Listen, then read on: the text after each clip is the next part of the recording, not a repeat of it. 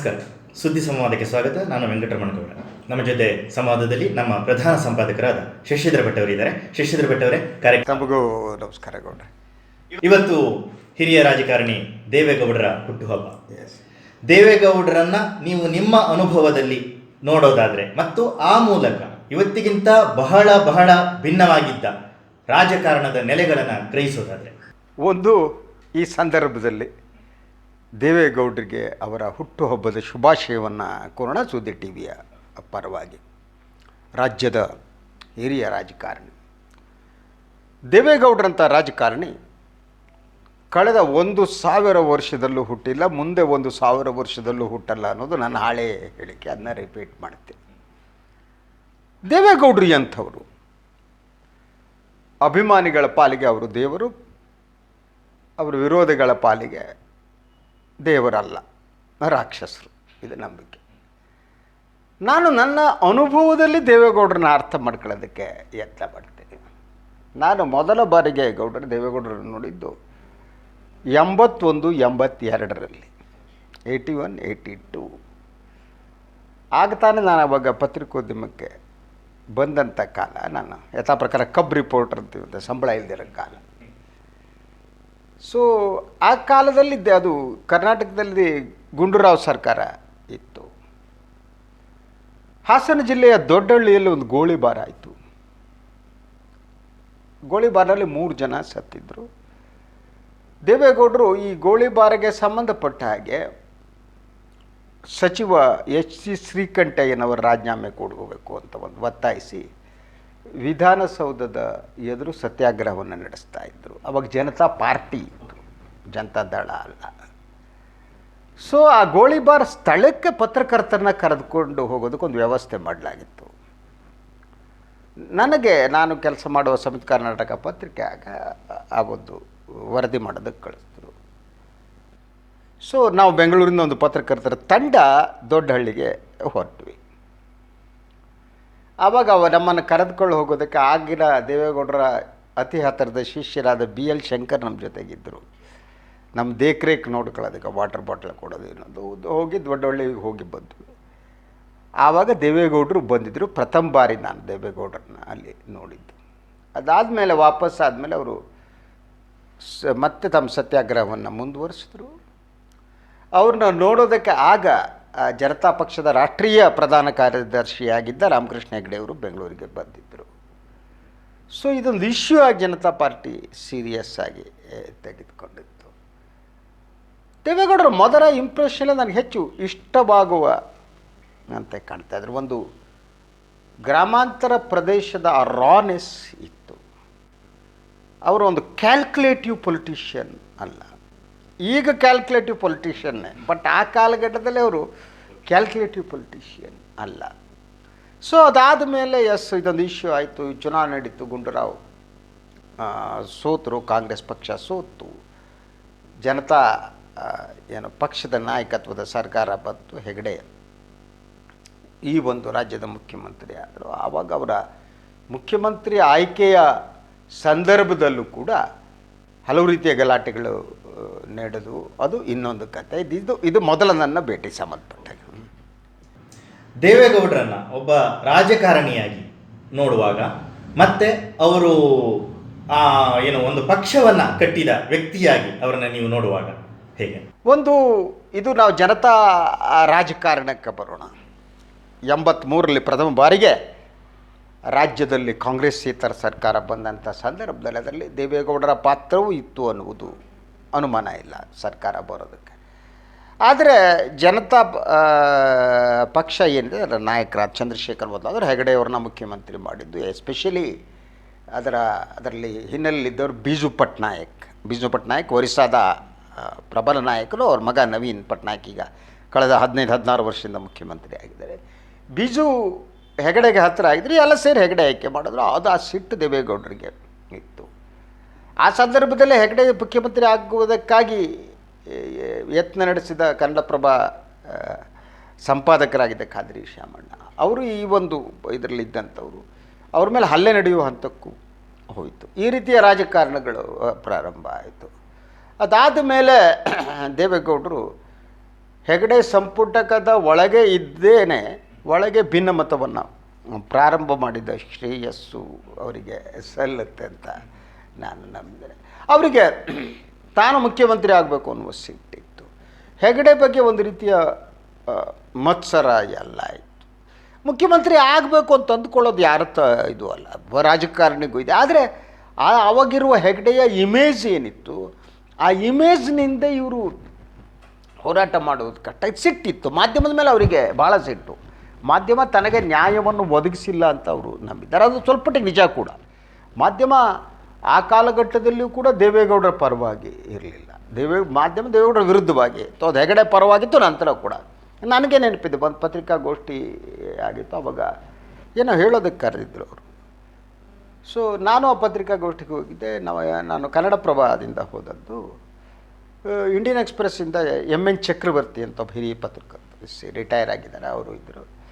ಇವ್ರು ಪತ್ರಿಕಾಗೋಷ್ಠಿ ಪ್ರಾರಂಭ ಆಗಬೇಕಾದ್ರೆ, ಓ ನೀವಿಬ್ಬರು ಬಂದಿದ್ದೀರೋ ಗೊತ್ತು ಅಂತ ಅಂದರು ಅವರು. ನಾನು ಯಾಕೆ ಸರ್ ಏನು ಅಂದೆ.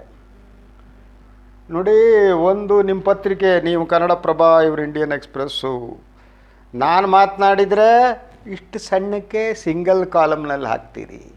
ಅದೇ ಗಡ್ಡದವನು ಮಾತನಾಡಿದರೆ ಬಾಟಮ್ ಸ್ಪ್ರೆಡ್ಡು ಇಷ್ಟು ದೊಡ್ಡಕ್ಕೆ ಹಾಕ್ತೀರಿ. ನಾನು ಹೇಳಿದೆ, ನೋಡಿ ಗೌಡ್ರೆ, ಅದು ನಮ್ಮ ಕೈಯಲ್ಲೆಲ್ಲ, ನಾವು ಸಣ್ಣ ವರದಿಗಾರರು ಬಂದಿದ್ದು ವರದಿ ಮಾಡ್ತೀವಿ. ನೀವು ಏನು ಹೇಳಿದಿರಿ ಅಂತ ನಾನು ಪ್ರಾಮಾಣಿಕವಾಗಿ ವರದಿ ಮಾಡಿದ್ದೀನೋ ಇಲ್ಲೋ ಅನ್ನೋದು ನನಗೆ ಮಾತ್ರ ಗೊತ್ತಿರುತ್ತೆ. ಯಾಕಂದರೆ ನಾನು ವರದಿ ಮಾಡಿದ್ದು ಬಂದುಬಿಡುತ್ತೆ ಅಂತ ಇಲ್ಲ. ನಾ ಬರೆದು ಕೊಟ್ಟಿರ್ತೀನಿ, ಅದು ಮುಖ್ಯ ವರದಿಗಾರರಿಗೆ ಹೋಗುತ್ತೆ. ಮುಖ್ಯ ವರದಿಗಾರರು ಅದನ್ನು ಕ್ಲಿಯರ್ ಮಾಡ್ತಾರೆ, ಎಡಿಟ್ರಿ ಏನು ಹೇಳಬೇಕು ಹೇಳ್ತಾರೆ. ಆವಾಗ ಅದು ರೂಪಾಂತರವಾಗೂ ಬರ್ಬೋದು. ಒಂದು ನಡೆಸಿ ನಿಮಗೆ ನನ್ನ ಪತ್ರಿಕೆ ಮೇಲೆ ಸಿಟ್ಟಿದ್ದರೆ ನೀವು ಮೊದಲನೇದಾಗಿ ಮುಖ್ಯ ವರದಿಗಾರರಿಗೆ ಫೋನ್ ಮಾಡಬೇಕು. ನಿಮ್ಗೆ ಗೊತ್ತಿದ್ದವರೇ ಮುಖ್ಯ ವರದಿಗಾರಿದ್ದಾರೆ, ನೋಡಿ ನನಗೆ ಅನ್ಯಾಯ ಆಗ್ತಿದೆ, ಆ ಹಕ್ಕು ನಿಮಗಿದೆ. ಮುಖ್ಯ ವರದಿಗಾರರು ಮಾಡಿಲ್ಲ ಅಂದರೆ ಸಂಪಾದಕರಿಗೆ ಹೇಳಬೇಕು, ಆ ಹಕ್ಕು ನಿಮಗೆ, ಇಲ್ಲದ್ರೆ ಮ್ಯಾನೇಜ್ಮೆಂಟಿಗೆ ಹೇಳಬೇಕು. ಆದರೆ ಪತ್ರಿಕಾಗೋಷ್ಠಿಯಲ್ಲಿ ನಾನು ಒಂದು ಸಂಸ್ಥೆಯನ್ನು ರಿಪ್ರೆಸೆಂಟ್ ಮಾಡೋಕ್ಕೆ ಬಂದಂಥ ಸಂದರ್ಭದಲ್ಲಿ ನೀವು ಗೊತ್ತು ನನಗೆ ಅಂದರೆ ಇದು ನಿಮಗೆ ಶೋಭೆ ತರಲ್ಲ. ನಾನು ನೀವು ಗೊತ್ತು ಅನ್ಬೋದು, ಆಯಿತಾ? ಅದು ಜಗಳ ಆಗತ್ತೆ. ಆದ್ದರಿಂದ ಈ ಗೊತ್ತು ವ್ಯವಹಾರ ಎಲ್ಲ ಬಿಟ್ಬಿಡಿ. ನನಗೂ ಅವಾಗೇನು ಹೆಂಗಲ್ವಾ ತಾನೇ ಬಂದಿದ್ದು, ಇದು ನಿಮ್ಗೆ ನಡೆಯಲ್ಲ ನನ್ನ ಹತ್ರ ಅಂತ ಅಂದೆ. ಆಯಿತು ಬಿಡಿ ಅಂದರು. It's A character. ಅವರಿಗೆ ಕನ್ನಡಪ್ರಭದ ಮೇಲೆ, ಎಕ್ಸ್‌ಪ್ರೆಸ್ ಮೇಲೆ ಸಿಟ್ಟಿರುವುದಕ್ಕೆ ಕಾರಣಗಳಿತ್ತು. ಕನ್ನಡಪ್ರಭ, ಎಕ್ಸ್‌ಪ್ರೆಸ್ ಎರಡೂ ಕೂಡ ದೇವೇಗೌಡ ವಿರುದ್ಧನೇ ಇದು ಮಾಡ್ತಾರೆ. ಹಲವು ರಾಜಕಾರಣಿಗಳ ವಿರುದ್ಧ ಕ್ಯಾಂಪೇನ್ ರೀತಿ ಮಾಡ್ತಿದ್ದು. ಅದು ಎಸ್ಪೆಷಲಿ ಹೆಗಡೆ ಪರವಾಗಿ ಇದ್ದರು, ಖಾದ್ರಿ ಶಾಮಣ್ಣ ಇದ್ದರು, ನಡೀತಾ ಇತ್ತು. ಇನ್ನೊಂದು ಘಟನೆ ನಂಗೆ ನೆನಪಿದೆ. ಅವರು ದೇವೇಗೌಡರು ಹೆಗಡೆ ಹತ್ರ ಗಲಾಟೆ ಆಯಿತು. ಒಂದು ಇಶ್ಯೂ, ಕೇವಲ ನೀರಾವರಿಗೆ 300 ಕೋಟಿ ರೂಪಾಯಿ ಕೊಟ್ಟಿಲ್ಲ ಅನ್ನೋದು ಇಶ್ಯೂ. ಲೆಕ್ಕ ಹಾಕಿ ಈಗ ಎಷ್ಟೋ 1000 ಕೋಟಿ, ಯಾಕಂದರೆ 300 ಕ್ರೋರ್ಸ್ ಕೊಡಬೇಕು ಅಂತ ಹೊಡೆದು ಬಂದರು. ಅವರದೇ ಸಪ್ರೇಟ್ ಪಾರ್ಟಿಯನ್ನು ಮಾಡಿದ್ರು. ಆಗ ಅವ್ರ ಜೊತೆಗೆ ಈ ಡಾಕ್ಟರ್ ಸುಬ್ರಹ್ಮಣ್ಯನ ಸ್ವಾಮಿ, ಈಗ BJPಯ ಇವರಾಗಿದ್ದಾರಲ್ಲ, ಅವರಿದ್ದರು. ಅವ್ರದ್ದೊಂದು ಪಾರ್ಟಿ ಇತ್ತು, ಇಬ್ಬರು ಜೊತೆಯಾಗಿದ್ದರು. ಸೊ ಆ ಸಂದರ್ಭದಲ್ಲಿ ಅವರು ಇಲೆಕ್ಷನ್ ಬರೋ ಸಂದರ್ಭ, ಆ ಸಂದರ್ಭ ಪತ್ರಿಕಾಗೋಷ್ಠಿ ಕರೆದ್ಬಿಟ್ಟು ಹೇಳಿದರು, ಸೊ ಈ ನಾಡಿನ ಜನರಿಗೆ ನಾನು 300 ಕೋಟಿ ರೂಪಾಯಿ ನೀರಾವರಿ ಒದಗಿಸ್ತೀನಿ, ನೀರು ಕೊಡ್ತೀನಿ, ಜನ ನನಗೆ ಓಟ್ ಹಾಕ್ತಾರೆ. ನೀವು ಮಾಧ್ಯಮದವ್ರು ಏನು ನನಗೆ ಗೊತ್ತು, ನೀವು ನನ್ನ ವಿರುದ್ಧ, ನೀವು ಹಾಗೆ ಹೀಗೆ ಮಾಧ್ಯಮನ ಬಾಯಿಗೆ ಬಂದಂಗೆ ಬೈದರು. ಆ ಕಾಲದ ಹಿರಿಯ ಪತ್ರಕರ್ತರು VN ಸುಬ್ರಾವ್ ಅವರಿದ್ದರು. ಸುಬ್ರಾಯರೇ, ನಿಮ್ಮದೆಲ್ಲ ಇಷ್ಟೇ ಗೊತ್ತು, ನೀವು ಹೆಗಡೆ ಮನೆಗೆ ಹೋಗೋರು ಅಂತ ತುಂಬ ಒಂಥರ ಇದಾಗಿ ಮಾತಾಡ್ಬಿಟ್ಟು ಯಾರೂ ಮಾತಾಡಿಲ್ಲ. ಸ್ವಲ್ಪ ಮಟ್ಟಿಗೆ ಅವರಿಗೆ ಪತ್ರಿಕೆ ವಿರುದ್ಧ ಆಗಿರೋದು ನಿಜ. ಆದ್ದರಿಂದ ನಾನು ಮಾತಾಡಿಲ್ಲ, ಸುಮ್ಮನೆ ಇದ್ದೆ. ಚುನಾವಣೆ ನಡೀತು. ಚುನಾವಣೆ ಆದ ಮೇಲೆ ಆಗ ದೇವೇಗೌಡರ ಪಾರ್ಟಿ ಬಂದಿದ್ದು 2 ಸೀಟ್ಗಳು, 2 ಸೀಟ್ ಗೆದ್ದಿದ್ದು. ಇವರು ರಾಜ್ಯದಲ್ಲಿ ಅಧಿಕಾರ ಮಾಡೋರು. ಒಂದು ದಿವಸ ನಾಪತ್ತೆ ಆಗಿಬಿಟ್ಟಿದ್ರು. ಆದಮೇಲೆ ಪತ್ರಿಕಾಗೋಷ್ಠಿಯನ್ನು ಕರೆದ್ರು. 1 ತಿಂಗಳ ರಿಸಲ್ಟ್ ಬಂದ್ಬಿಟ್ಟು 1 ತಿಂಗಳ ಆಗಿರಬೇಕು. ಅದು ಶೇಷಾದ್ರಿಪುರಂ ಇದೇನಿದೆ ಶಿವಾನಂದ ಸ್ಟೋರ್ಸ್ ಆ ಕಡೆ ಮೇಲ ತಿರ್ಕೊಳತ್ತ ಲೆಫ್ಟ್ ಮಿನಿಸ್ಟರ್ ಕ್ವಾರ್ಟರ್ಸ್ ಇದೆ, ಅಲ್ಲೇ ದೇವೇಗೌಡರು ಇದ್ದರು. ಸೊ ಅವತ್ತು ಬೆಳಗ್ಗೆ 9 ಗಂಟೆಗೆ ಪತ್ರಿಕಾಗೋಷ್ಠಿ. ಅದಕ್ಕೆ ಪತ್ರಿಕಾಗೋಷ್ಠಿ ಇನ್ವಿಟೇಷನಲ್ಲೇ ಹಾಕಿದರು, ವಿಶೇಷ ಉಪಹಾರದ ವ್ಯವಸ್ಥೆ ಮಾಡಲಾಗಿದೆ, ಎಲ್ಲ ಪತ್ರಕರ್ತರು ಬೆಳಗ್ಗೆ 9 ಗಂಟೆಗೆ ಗೌಡರು ಮನೆಗೆ ಬರಬೇಕು ಅಂತ. ಸರಿ, ನಾನು ಹೋಗಿದ್ದೆ. ಅದಕ್ಕೆ 9 ಗಂಟೆಗೆ ಕೇಸರಿ ಬಾತು ಮಾಡಿಸಿದ್ರು. ತಿನ್ನಿ ಕೇಸರಿ ಬಾತ್ ತಿನ್ನಿ ಅಂತ ಸುಬ್ರಹ್ಮಣ್ಯ ಸ್ವಾಮಿ ಸುಮ್ಮನೆ ಕೂತಿದ್ರು, ದೇವೇಗೌಡರು ಇದ್ದರು. ಪತ್ರಿಕಾಗೋಷ್ಠಿಯನ್ನು ಪ್ರಾರಂಭ ಮಾಡಬೇಕು. ಆ ಹಂತದಲ್ಲಿ ನಾನು ಹೇಳಿದೆ, ಸರ್ ಮೊದಲೇ ನಾನೊಂದು ಮಾತನಾಡೋದಿದೆ, ನಿಮ್ಮ ಹತ್ರ ಹೇಳೋದಿದೆ. ಹೇಳಿ ಗುರುಗಳೇ ಅಂದರು. ಸೊ ನೋಡಿ, ನೀವು ಚುನಾವಣೆಗಿಂತ ಮೊದಲು ನಮಗೆಲ್ಲ ಬಾಯಿಗೆ ಬಂದಂಗೆ ಬೈದ್ರಿ. ನೀವು ಹೇಳಿದ್ದು ತಪ್ಪು ಅಥವಾ ಸುಳ್ಳು ಅಂತ ನಾನು ಹೇಳ್ತಾ ಇಲ್ಲ, ಅದರಲ್ಲಿ ನಿಜ ಇದೆ. ಮಾಧ್ಯಮ ನಿಮ್ಮ ವಿರುದ್ಧ ಆಗಿದ್ದು ನಿಜ ಇದೆ. ಆದರೆ ಆವಾಗ ನೀವು ಹೇಳಿದ್ರಿ ಮಾಧ್ಯಮ ಮಾತ್ರ ನಿಮ್ಮ ವಿರುದ್ಧ, ಜನ ನಿಮ್ಮ ಪರವಾಗಿದ್ದಾರೆ, 300 ಕೋಟಿ ಕೊಡ್ತೀವಿ. ಈಗ ನೋಡಿದ್ರೆ ಜನರು ನಿಮ್ಮ ವಿರುದ್ಧ ನಿಂತುಬಿಟ್ಟಿದ್ದಾರಲ್ಲ ಗೌಡ್ರೆ ಅಂದೆ. ಅಂತ ಹಿಂಗಿಬ್ಬರು ನೋಡಿಬಿಟ್ಟು ನಾನು ಹೇಳಿದೆ, ನೋಡಿ ಜನರಿಗೆ ನೀರು ಕೊಡ್ತೀನಿ, ಜನ ಓಟ್ ಹಾಕ್ತಾರೆ, ನೀವು ಯಾವ ಲೆಕ್ಕ ಅಂದ್ರಿ. ಬಟ್ ಜನ ನೀರು ಕುದ್ಮೇಲೆ ನಿಮಗೂ ನೀರು ಕುಡಿಸಿದ್ರು, ಹಿಂದೆ ಬತ್ತಿ ಇಟ್ಬಿಟ್ರು ಸಾರ್ ಅಂದೆ. ಮುಖ ಒಂಥರ ಹೋಯ್ತು ಅವರಿಗೆ. ಮುಖವನ್ನು ಹಿಂಗೆ ಕೆಳಗಡೆ ಹಾಕಿದ್ರು. ತಿರುಗಿ ಮಾತಾಡಿಲ್ಲ ಅವರು. ನಾವು ಮಾತಾಡಲ್ಲ, ಉಳಿದು ಮಾತಾಡಾಯಿತು. ಸೊ ಇದೇ ಸಂದರ್ಭದಲ್ಲಿ ಅವರಿಗೆ ಮಾಧ್ಯಮದಲ್ಲೇ ಹೇಗಿತ್ತು ಅಂತ ಅಂದರೆ, ಒಂಥರ ಮಾಧ್ಯಮ ವಿರುದ್ಧವಾಗಿತ್ತು ಅಂತ. ಆ ಸಂದರ್ಭದಲ್ಲೇ ಅನಿಸುತ್ತೆ ನನಗೆ, ಕುಮಾರಸ್ವಾಮಿ ಮಾಧ್ಯಮದ ಜೊತೆ ಒಂದು ಒಳ್ಳೆಯ ರಿಲೇಷನ್ ಬೆಳೆಸ್ಕೋಬೇಕು ಅಂತ ಅನಿಸೋಕ್ಕೆ ಶುರುವಾಗಿತ್ತು. First time he came to Kannada Prabha office, that was ವರ್ಷ ಮರ್ತುಬಿಟ್ಟಿದ್ದೀನಿ ನಾನು. ಬಂದರು, ನಾನು ನೋಡಬೇಕು ಅಂತ ಅಂದರು. ನಾನು Kannada Prabha senior political reporter or chief reporter ಏನೋ ಆಗಿದ್ದೆ. ಬಂದರು, ಬಂದ ತಕ್ಷಣ ಕೂತರು. ಹೀಗೇನೆ ಕೂತವ್ರೆ. ಏನು ಸಾರ್ ಅಂತ. ಏನು ಹೇಳಿ ಕುಮಾರಸ್ವಾಮಿ ಅವರೇ ಅಂತ. ಆಗ್ತಾನೆ ಅವ್ರು ಸಿನಿಮಾ ರಂಗದಲ್ಲಿ ಇದ್ದಂಥವ್ರು, ರಾಜಕಾರಣಕ್ಕೆ ಹೊಸದಾಗಿ ಬಂದರು.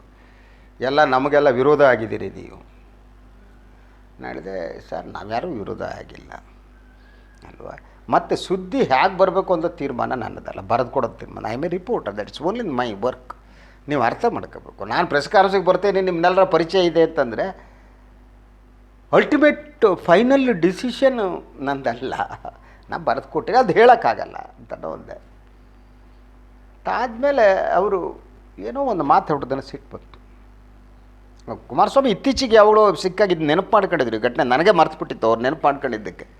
ಇತ್ತೀಚೆಗೆ ಯಾವಳು ಸಿಕ್ಕಾಗ ಮೊದಲು ನೀವು ಭೇಟಿ ಮಾಡಿದ್ದು ಹೇಗೆ ಗೊತ್ತಾ ನಿಮಗೆ ಅಂತ ಕುಮಾರಸ್ವಾಮಿಗಳು ಕೇಳಿದ್ರು, ನನಗೆ ಮರ್ತಿತ್ತು. ಆವಾಗ ನಾನು ಸಿಟ್ಟು ಮಾಡಿ ಅವ್ರ ಹತ್ರ, ಎಸ್ ನೀವು ಈ ರೀತಿ ಮಾತನಾಡಿದ್ರೆ ಗೆಟೌಟ್ ಅಂತ ಹೇಳಿದೆ ಅಂತ ಅಂತಾರೆ ಅವರು. ನಾನು ಅಷ್ಟೆಲ್ಲ ಕ್ರಿಯಲ್ ಅಲ್ಲ, ಗೆಟೌಟ್ ಅಂತ ಹೇಳ ಹೋಗಿ ಬನ್ನಿ ಅಂತ ಹೇಳಿರ್ಬೋದು. ನಾನು ಏನೋ ಮಾಡೋ ಸ್ಥಿತಿ ಇಲ್ಲ, ಹೋಗಿ ಬನ್ನಿ ಅಂತ ನಾನು ಹೇಳಿರ್ಬೋದು ಅಂತ ಅನ್ಸುತ್ತೆ. ಸೊ ಇದಾದರೂ ಕೂಡ ಗೌಡ್ರಿಗೆ ಒಂದು ರಿಲೇಷನ್ನಲ್ಲಿ ಒಂದು ಇದಿರುತ್ತೆ ನೋಡಿ. ನಮ್ಮ ಸುದ್ದಿ ಟಿ ವಿ ಪ್ರಾರಂಭ ಆದಾಗ, ಪ್ರಾರಂಭಕ್ಕೆ ನಾನು ಅವ್ರು ಕರೆದಿರಲಿಲ್ಲ. ನಂತರ ಒಂದು ದಿವಸ ಫೋನ್ ಮಾಡಿದವರು ಅವರೇ ಬಂದರು. ಬಂದುಬಿಟ್ಟು, ಆಯ್ತಪ್ಪ ಈಗಲಾದರೂ ನಿನ್ನ ಕಷ್ಟಗಳು ಪರಿಹರಿಸಲಿ ಅಂತ ಅಂದರು. ಅಂದ್ಬಿಟ್ಟು 2-3 ಗಂಟೆಗಳಿದ್ದು ಸುದ್ದಿ ಟಿ ವಿಯ ಒಳಗಡೆ ಎಲ್ಲ ಓಡಾಡಿಬಿಟ್ಟು, ತುಂಬ ಚೆನ್ನಾಗಿ ಮಾಡಿದ್ದೀರಿ, ತುಂಬ ಖುಷಿಯಾಯಿತು ಗುರುಗಳೇ ನನಗೆ ಅಂತ ಅಂದರು. ಸೊ ಆಯಿತು, ಈಗಲಾದರೂ ಬದುಕೋದು ಕಲ್ತ್ಕೊಳ್ಳಿ ಅಂತ ಒಬ್ಬ ಹಿರಿಯನಾಗಿ ನನಗೆ ಉಪದೇಶ ಕೂಡ ಮಾಡಿದ್ರು. ಆ ಪರ್ಸ್ನಲ್ ರಿಲೇಷನ್ ಅವರು ಮೇಂಟೈನ್ ಮಾಡ್ಬೋದು. ಇದನ್ನೆಲ್ಲ ಮೀರಿ ದೇವೇಗೌಡರ ಮಹಾನ್ ಅದ್ಭುತ ಅಂತಂದರೆ, ಯಾವುದೋ ಹೊಳೆ ನರಸೀಪುರದ ಒಬ್ಬ ಸಾಮಾನ್ಯ ರೈತ, ಯಾರದೋ ಮಿಲ್ಲಿನಲ್ಲಿ ಬದುಕ್ತಿರುವವರು, ಯಾವುದೋ ಕಾಂಟ್ರ್ಯಾಕ್ಟ್ ಮಾಡ್ತಿರುವವರು ಈ ದೇಶದ ಪ್ರಧಾನಿ ಆಗುವ ಅದ್ಭುತ ಇದೆಯಲ್ಲ, ಅದು ಇಂಡಿಯಾದಂಥ ಜನತಂತ್ರ ವ್ಯವಸ್ಥೆಗೆ ಮಾತ್ರ ಸಾಧ್ಯ ಆದದ್ದು. ಅದರ ಜೊತೆಗೆ ಇವತ್ತಿಗೂ ಅವರಿಗೆ ನೀರಾವರಿಯ ಬಗ್ಗೆ ಇರುವ ಜ್ಞಾನ, ನೀವು ಕಾವೇರಿ ವಿವಾದ ಇರಲಿ, ಕೃಷ್ಣೆಯ ವಿವಾದ ಇರಲಿ, ಯಾವುದೇ ವಿವಾದಗಳಿದ್ದರೂ ಕೂಡ ದೇವೇಗೌಡರಿಗೆ ಗೊತ್ತಿದ್ದಾಗ ಇನ್ನೊಬ್ಬರಿಗೆ ಗೊತ್ತಿಲ್ಲ. ಮತ್ತು ಅವರ ನಿಷ್ಠೆ ಬಹಳ ಸ್ಪಷ್ಟವಾಗಿದೆ ಅವರಿಗೆ. ಒಂದು, ನೀವು ಯಾವ ಊರೋ ತಾಲೂಕು ಆಯ್ಕೆಯ ಪ್ರಶ್ನೆ ಬಂದರೆ ಅವರು ಹೊಳೆ ನರಸೀಪುರವನ್ನೇ ಆಯ್ಕೆ ಮಾಡ್ಕೊತಾರೆ. ಯಾವುದೋ ಜಿಲ್ಲೆಯ ಆಯ್ಕೆಯ ಪ್ರಶ್ನೆ ಬಂದರೆ ಅವರು ಹಾಸನವನ್ನು ಮಾತ್ರ ಆಯ್ಕೆ ಮಾಡ್ತಾರೆ, ಉಳಿದೆಲ್ಲ ಏನೋ ಮಾಡಿಬಿಟ್ಟು. ಯಾವುದೇ ರಾಜ್ಯವನ್ನು ಆಯ್ಕೆ ಮಾಡ್ಕೋ ಪ್ರಶ್ನೆ ಬಂದರೆ ಅವರು ಕರ್ನಾಟಕ ನನ್ನ ರಾಜ್ಯ ಅಂತ ಆಯ್ಕೆ ಮಾಡ್ಕೋತಾರೆ ಅಲ್ವಾ. ಸೊ ದೇಶವನ್ನು ಅಂದರೆ ಇಂಡಿಯಾ ಅಂತ ಆ ರೀತಿಯ ಒಂದು ಅಪ್ಪಟವಾದ ಒಂದು ಇದಿದೆ. ಅವರ ಆಯ್ಕೆ ಪ್ರಶ್ನೆ ಬಂದಾಗ ಸ್ಪಷ್ಟತೆ ಇದೆ. ಆ ಕಾರಣಕ್ಕೆ ಅವರಿಗೆ ಭಾಳಷ್ಟು ಸಂದರ್ಭದಲ್ಲಿ ಜಾತಿಯ ರಾಜಕಾರಣಿ ಅನ್ನಲಾಗುತ್ತೆ. ಜಾತಿಯ ವಿಚಾರದಲ್ಲಿ ಅವರು ಆಯ್ಕೆ ಮಾಡಿಕೊಳ್ಳಬಹುದಾದರೆ ಮೊದಲು ಅವರು ಯಾವ ಜಾತಿಯಲ್ಲಿ ಜನಿಸಿದಾರೋ ಅದನ್ನೇ ಆಯ್ಕೆ ಮಾಡ್ಕೊಳ್ಳೋದವರು. That is his character. ಅದು ಸರಿ ತಪ್ಪು ಅನ್ನುವುದು ಬೇರೆ. ಬಟ್ ದೇವೇಗೌಡರ ವ್ಯಕ್ತಿತ್ವದ ಭಾಗ ಅದು. ದೇವೇಗೌಡರು ಇರುವ ರೀತಿ ಹಾಗೆ. ಅವರ ನಿಷ್ಠೆಯನ್ನು ಪ್ರಶ್ನಿಸೋಕ್ಕಾಗಲ್ಲ ನೀವು. ಅವರು ಪ್ರಧಾನಿ ಆಗಿದ್ದರೂ ಕೂಡ ಕರ್ನಾಟಕದ ಬಗ್ಗೆ ಯೋಚನೆ ಮಾಡ್ತಾರೆ ಅವರು. ಅವರು ಪ್ರಧಾನಿ ಆಗಿದ್ದರೂ ಹಾಸನದ ಬಗ್ಗೆ ಯೋಚನೆ ಮಾಡ್ತಾರೆ, ಹಳೆ ನರಸೀಪುರದ ಬಗ್ಗೆ ಯೋಚನೆ ಮಾಡ್ತಾರೆ, ಹಾಗೆ ಒಕ್ಕಲಿಗರ ಬಗ್ಗೆ ಯೋಚನೆ ಮಾಡಿರ್ಬೋದು. ತಪ್ಪು ಅಂತ ನಾನು ಹೇಳೋದೇ ಇಲ್ಲ. ಬಟ್ ಆ ರೀತಿ ಈ ನೆಲದಿಂದ ಬಂದಂಥ ಮನುಷ್ಯ ಅವರು, ಈ ನೆಲದಿಂದ ಬಂದಂತಹ ಮನುಷ್ಯ ಇಡೀ ಇಂಡಿಯಾದ ರಾಜಕಾರಣವನ್ನು ಅರೆದು ಕುಡಿದಂತಹ ಮನುಷ್ಯ ಅಲ್ವ. ಇವತ್ತಿನ ಬಹಳಷ್ಟು ರಾಜಕಾರಣಿಗೆ ಹೋಲಿಸಿದರೆ ಸೊ ಈಸ್ ದಿ ಬೆಸ್ಟ್, ಅನುಮಾನ ಇಲ್ಲ. ಆದರೆ ಅವ್ರ ಹತ್ರ ಮನುಷ್ಯ ಸಹಜವಾದ ಟಕ್ತನ ಇದೆ, ಅಧಿಕಾರ ಲಾಲಸೆ ಇದೆ, ದೈವತ್ವದಲ್ಲಿ ನಾನು ನಂಬಿಕೆ ಇಲ್ಲ. ಅದನ್ನು ಮೀರಿ ಮನುಷ್ಯನಿಗಿರ್ಬೋದು ಚಾಕಚಕ್ಯತೆ ಇದೆ. ಅವರು ಅಳುವನ್ನೇ ಅವರು ಒಂದು ಅಸ್ತ್ರವನ್ನಾಗಿ ಬಳಸ್ಬಲ್ರು, ನಗುವನ್ನು ಅಸ್ತ್ರವಾಗಿ ಬಳಸಲ್ಲ ಅವರು. ಅಳುವನ್ನು ದೇವೇಗೌಡರು ನಗುವಾಗಿ ಒಂದು ಅಸ್ತ್ರವನ್ನಾಗಿ ಬಳಸ್ತಾರೆ. ಎಲ್ಲಿ ಬೇಕೋ ಅಲ್ಲಿ ಬಿಡಬಲ್ಲರು. ಹೇಗೆ ಬಿಡಬೇಕು ಅಂತ ಗೊತ್ತು, ಯಾರನ್ನ ಹೇಗೆ ಬಳಸ್ಕೋಬೇಕು ಅಂತ ಗೊತ್ತು, ಎಷ್ಟು ಬಳಸ್ಕೋಬೇಕು ಅಂತ ಗೊತ್ತು. ಸೊ ಇದನ್ನೆಲ್ಲ ಅವರು ಮಾಡುವ ಪ್ರತಿಯೊಂದು ಕ್ರಿಯೆಯನ್ನು ಕೂಡ, ಅವರ ರಾಜಕೀಯ ಪ್ರತಿಯೊಂದು ಮೂಗಳನ್ನು ಕೂಡ ಕರ್ನಾಟಕದ ಹಿತಾಸಕ್ತಿಯ ಮೂವ್ ಅಂದ್ಕೋತಾರೆ ಅವರು. ಸೊ ತಮಗೇನಾದರೂ ಅನ್ಯಾಯ ಆಗ್ಬಿಟ್ಟು ಅದು ರಾಜ್ಯಕ್ಕೆ ಅನ್ಯಾಯ ಆಗಿದೆ ಅಂತ ಅದನ್ನು I can convert it. That type of different character ಅವರು. ದೇವೇಗೌಡರನ್ನ ಅವರ ವಿರೋಧಿಗಳು ನೋಡೋದು ಅವರನ್ನ ಒಬ್ಬ ಕುಟುಂಬ ರಾಜಕಾರಣ ಅನ್ನುವ ಪ್ರಶ್ನೆ ಎತ್ತಿಬಿಟ್ಟು, ಅಂದರೆ ದೇವೇಗೌಡರ ಎಲ್ಲ ಗುಣಗಳು ಅಡಗಿ ಹೋಗುವಷ್ಟು ಮಟ್ಟಿಗೆ ಇದೊಂದು ಅವರ ದೌರ್ಬಲ್ಯವ? ಅನುಮಾನನೇ ಇಲ್ಲ. ಅಂದರೆ ಇವತ್ತು ಕೌಟುಂಬಿಕ ರಾಜಕಾರಣ ಅನ್ನೋದು ಈ ದೇಶದ ರಾಜಕಾರಣದಲ್ಲಿ ಬಹುದೊಡ್ಡ ಪ್ರಶ್ನೆಯಾಗಿ ಉಳಿದೇ ಇಲ್ಲ. ಸೊ ಕಾಂಗ್ರೆಸ್ ಕೌಟುಂಬಿಕ ರಾಜಕಾರಣದ ಮೇಲೆ ನಿಂತಿದೆ. ಬಹುತೇಕ ರೀಜ್ನಲ್ ಪಾರ್ಟಿಗಳು ಈ ದೇಶದ ಎಲ್ಲವೂ ಕೂಡ ಕುಟುಂಬ ರಾಜಕಾರಣದ ಮೇಲೆ ನಿಂತಿವೆ. ಉತ್ತರ ಪ್ರದೇಶದಲ್ಲಿ ನೀವು ಮುಲಾಯಂ ಕುಟುಂಬ ಇರ್ಬೋದು, ಎಲ್ಲ ಕುಟುಂಬಗಳು. ಸೊ ಯಾವತ್ತು ರಾಷ್ಟ್ರ ಮಟ್ಟದಲ್ಲಿ ಕಾಂಗ್ರೆಸ್ ವೀಕ್ ಆಯಿತು, ರೀಜನಲ್ ಪೊಲಿಟಿಕ್ಸ್ ಬೆಳೀತಾ ಹೋಯಿತು, ಆವಾಗ ಈ ಕೌಟುಂಬಿಕ ರಾಜಕಾರಣ ಕೂಡ ಬೆಳೀತಾ ಹೋಯಿತು. ಕುಟುಂಬ, ಈ ಧೃತರಾಷ್ಟ್ರ ಮೋಹ ಏನಿದೆ ಅದು ಕೂಡ ದೇವೇಗೌಡರ ವ್ಯಕ್ತಿತ್ವದ ಒಂದು ಭಾಗನೇ. ಅವರು ಕುಟುಂಬವನ್ನು ಬಿಟ್ಟು ಇರಲಾರರು. ಫಸ್ಟ್ ತಮ್ಮ ಕುಟುಂಬ. ನಾನು ನಿಮಗೆ ಹೊಳೆ ನರಸೀಪುರದ ತಾಲೂಕಿನವರೆಗೆ ಹೇಳಿದೆ, ಅದಕ್ಕೂ ಜಾಸ್ತಿ ಕುಟುಂಬ ಫಸ್ಟ್ ಅವರಿಗೆ, ಅನುಮಾನ ಇಲ್ಲ. ಕುಟುಂಬದಲ್ಲಿ ಹಿರಿಯ ಮಗ ರೇವಣ್ಣ ಇದು ಅಂತ. ಯಾಕೆಂದರೆ ಅವ್ರು ಯಾರೋ ಜ್ಯೋತಿಷಿ ಹೇಳ್ಬಿಟ್ಟಿದ್ದಾರೆ ಅಂತ, ನಿಮ್ಮ ಲಕ್ ಏನಿದೆ, ನಿಮ್ಮ ಲಕ್ಕು ರೇವಣ್ಣ ಲಕ್ಕು ಎರಡು ಜಾಯಿಂಟ್ ಆಗಿದೆ ಅಂತ. ಸೊ ಆದ್ದರಿಂದ ಇವತ್ತಿಗೂ ಅವರಿಗೆ ರೇವಣ್ಣನ ಮೇಲೆ ಇರುವ ಪ್ರೀತಿ ಕುಮಾರಣ್ಣನ ಮೇಲಿಲ್ಲ, ಅನುಮಾನ ಬೇಕಾಗಿಲ್ಲ. ಆದರೆ ಅವರ ಕುಟುಂಬದ ಒಳಗಿನ ಅಧಿಕಾರದ ಒಂದು ಫೈಟ್ ಏನಿದೆ, ಆ ಫೈಟನ್ನು ಅವರು ನಿವಾರಿಸಿ ದೇವೇಗೌಡರು ಇಲ್ಲಿವರೆ ಹಿಡ್ಕೊಬಂದಾರೆ. ಗೊತ್ತಿಲ್ಲ ದೇವೇಗೌಡರ ನಂತರ ಅದು ಎಲ್ಲಿಗೆ ಹೋಗುತ್ತೆ ಗೊತ್ತಿಲ್ಲ. ಎಲ್ಲ ಕುಟುಂಬ ರಾಜಕಾರಣದ ಗುಣ ದೌರ್ಬಲ್ಯಗಳು ಹಾಗೆ. ಆದ್ದರಿಂದ ಅವರು ಪಾರ್ಟಿ ಅಂದರೆ ಅವ್ರ ಕುಟುಂಬದ, ಆದ್ದರಿಂದ ಹಲವಾರು ನಾಯಕರುಗಳು ಹೊರಟು ಹೋಗಿದ್ದಾರೆ. ನಾನು ಅವರಿಗೆ ಹಲವು ಸಂದರ್ಭದಲ್ಲಿ ಅವರಿಗೂ ಹೇಳಿದ್ದಿದೆ, ಆ ಕುಮಾರಣ್ಣವರಿಗೂ ಹೇಳಿದ್ದಿದೆ. ಏನು ಅಂದರೆ ಇವತ್ತು ಕರ್ನಾಟಕದಲ್ಲಿ ಬಿ ಜೆ ಪಿ ಮತ್ತು ಕಾಂಗ್ರೆಸ್ಸನ್ನು ಎರಡನ್ನೂ ವಿರೋಧಿಸುವವರಿದ್ದಾರೆ. ಅವರಿಗೊಂದು ಪಕ್ಷ ಬೇಕು. ಆ ಆಲ್ಟರ್ನೇಟಿವ್ JDS ಆಗಬೇಕು ಅಂತಂದರೆ ನೀವು ಕುಟುಂಬವನ್ನು ಮೀರಿ ಪಕ್ಷವನ್ನು ಬೆಳೆಸಬೇಕು. ಅಂದರೆ ಜನತಾ ಪರಿವಾರದ ಒಂದು ಲೀಗಸಿ ಏನಿರುತ್ತೆ, ಆ ಲೀಗಸಿಯನ್ನು ನೀವು ಮುಂದುವರಿಸಬೇಕು ಅಂದೆ. ಸೊ ಅದಕ್ಕೆ ನಿಮ್ಮ ಪಕ್ಷದ ಕಚೇರಿಯಲ್ಲಿ ರಾಮಕೃಷ್ಣ ಹೆಗಡೆ, SR ಬೊಮ್ಮಾಯಿ, JH ಪಟೇಲ್ ಇಂಥವ್ರ ಫೋಟೋ ಆದರೂ ಹಾಕಿ, ಆ ಲೀಗಸಿ ಕಂಟಿನ್ಯೂ ಮಾಡುವ ರೀತಿ ಹಾಗೆ ಅವ್ರ ಫೋಟೋಗಳು, ಅವ್ರನ್ನ ಅಟ್ಲೀಸ್ಟ್ ಅವರು ಹುಟ್ಟುಹಬ್ಬದಂದೋ ಸತ್ತಂದೋ ನೀವು ನೆನಪು ಮಾಡ್ಕೊಳ್ಳಿ ನೀವು ಅವ್ರನ್ನ. ಆವಾಗ ಅವರ ಅಭಿಮಾನಿಗಳು ಈ ತೆಕ್ಕೆಗೆ ಬರ್ತಾರೆ. ಕಾಂಗ್ರೆಸ್ ಮತ್ತು BJP ಎರಡನ್ನೂ ವಿರೋಧಿಸುವ ಜನ ಸಮುದಾಯ ನಿಮ್ಗೆ ಬರುತ್ತೆ ಅಂದೆ. ಅವರು ತಕ್ಷಣ ಗುರುಗಳೇ ಆ ಗಡ್ಡದವ್ನು ನನಗೇನು ಮಾಡ್ದ ಗೊತ್ತಾ ಅಂತ ಅಲ್ಲೇ ಹೋಗ್ತಾರೆ. ಈ 80ರ ದಶಕದಲ್ಲಿ ಹೆಗಡೆ ಹ್ಯಾಂಗೆ ಗಡ್ಡದವನು ಅಂದ್ರೆ ರಾಮಕೃಷ್ಣ ಹೆಗಡೆ ಮೋಸ ಮಾಡಲ್ಲ, ಪಟೇಲ್ ಹೇಗೆ ತಾನೆ. ಆ ರೀತಿ ದ್ವೇಷವನ್ನು ಅವರು ಮರೀಲಾರರು. ಅಂದರೆ ಅವ್ರ ಕ್ಯಾರೆಕ್ಟರ್ನ ಅಂದರೆ ಅವರು ಪ್ರೀತಿಯನ್ನು ಬೇಕಾದರೂ ಮರೀತಾರೆ, ದ್ವೇಷವನ್ನು ಮರೆಯಲ್ಲ. ಒಬ್ಬರನ್ನು ದ್ವೇಷಿಸೋಕ್ಕೆ ಸಾಧ್ಯ ಆದರೆ ಅವರು ದ್ವೇಷಿಸೇ ಜೀತಿಸ್ತಾರೆ. ತಮ್ಮಿಂದ ಏನು ಮಾಡಬೇಕೋ ಅದು ಮಾಡ್ತಾರೆ. ಯಾವತ್ತೂ ಕ್ಷಮಿಸಲ್ಲ. ನಿಮ್ಮ ಅನುಭವದ ಮೂಲಕ ದೇವೇಗೌಡರನ್ನ ಅವರ ಒಬ್ಬ ರಾಜಕಾರಣಿಯಾಗಿ ಅವರ ಬಗ್ಗೆ ವಿಶ್ಲೇಷಣೆ ಮಾಡಿದ್ದಕ್ಕೆ ಧನ್ಯವಾದಗಳು. ತಮಗೂ ಧನ್ಯವಾದ ಗೌಡ್ರೆ. ಇನ್ನೂ ಹೇಳೋದು ಭಾಳ ಆಯಿತು. ಕೆಲವು ಅನುಭವಗಳ ಮೂಲಕ ನಾನು ದೇವೇಗೌಡರನ್ನ ಅರ್ಥ ಮಾಡ್ಕೊಳ್ಳೋದಕ್ಕೆ ಪ್ರಯತ್ನ ಮಾಡಿದ್ದೇನೆ. ಇದು ನನ್ನ ಅನುಭವದಲ್ಲಿ ನಾನು ಸಂಪರ್ಕ ಬಂದಾಗ ಇವತ್ತಿಗೂ ನನ್ನ ಮೇಲೆ ಅವರಿಗೆ ಪ್ರೀತಿ ಇದೆ, ನನ್ನ ಮೇಲೆ ಗೌರವ ಇದೆ. ಸೊ ನನಗೂ ಅಷ್ಟೇ ದೇವೇಗೌಡರ ಪ್ರೀತಿ ಗೌರವ ಇದೆ. ಅವರು ಇನ್ನಷ್ಟು ಕಾಲ ದೇಶದ ಪ್ರಧಾನಿ ಆಗಿರಬೇಕಿತ್ತು ಅಂತ ಬಯಸುವವನು ನಾನು. ರಾಜಕಾರಣ ಏನೇ ಇರಲಿ, ಉಳಿದ ಏನೇ ಇರಲಿ. ಎನಿವೆ ಇವತ್ತು ಅವ್ರು ಹುಟ್ಟೊಬ್ಬ, ಇನ್ನೂ 100 ಕಾಲ ಅವರು ಬದುಕಲಿ ಅಂತ ಹಾರೈಸ್ತಾ ಇವತ್ತಿನ ಈ ಸಂವಾದನ ಮುಗಿಸ್ತೀನಿ. ಎಲ್ಲರಿಗೂ ನಮಸ್ಕಾರ.